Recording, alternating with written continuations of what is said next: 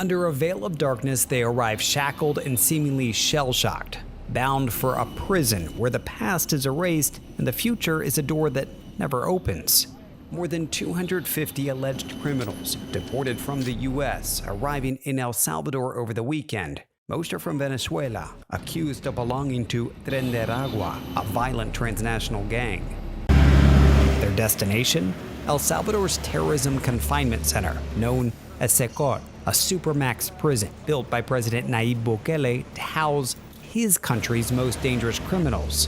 One by one, hundreds of guards process these new arrivals, who are stripped of choice, power, and identity. It'll cost the U.S. about $6 million to keep them here for at least the first year. These images, released by El Salvador's government and proudly shared online by President Bukele, highlight his controversial yet seemingly effective gang crackdown, while also positioning him firmly in President Trump's good graces, helping to fulfill Trump's mass deportation promises. President Trump thanking Bukele for his understanding of this horrible situation, adding, "We will not forget." Seicout was built to contain, to isolate. All right, we're gonna go in here. And late last year, we stepped inside to see it for ourselves. These men described as the worst of the worst, tattooed with reminders of El Salvador's dark past. It's tense and uncomfortable, but here, officials say comfort isn't meant to exist.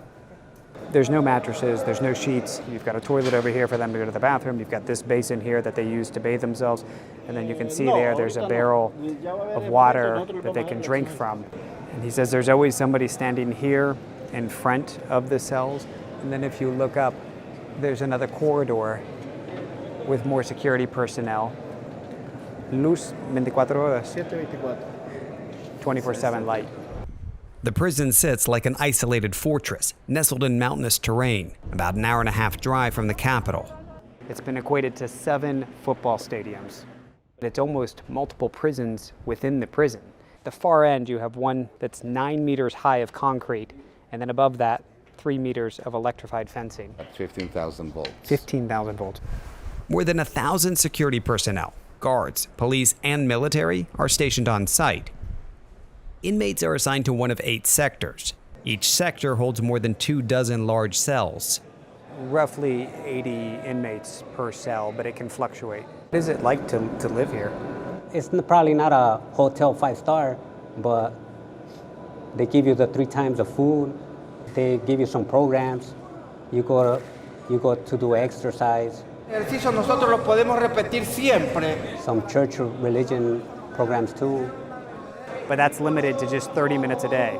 The other 23 and a half hours, they're kept inside and locked up. For inmates who get violent with other prisoners or guards, we're gonna close the door. I just want to get a sense of, wow. Solitary confinement awaits. The only light you get is through this hole. They can be in here for 15 days, potentially. All right, I'm ready to get out. Critics point specifically to the prison's strict control and isolation of inmates, calling it a violation of human rights. The director brought up that a lot of folks will raise concerns from a human rights perspective and an abuse of human rights, that he's calm hearing that because he sees it day to day, the process they go through to maintain, as he sees it, proper punishment. And now, that proper punishment isn't just for alleged Salvadoran criminals, it's also for those the U.S. decides to send away. An outsourcing of confinement into Bukele's prized prison, merciless for those inside, but to many beyond these walls, Seicout stands as a symbol of El Salvador's restored security.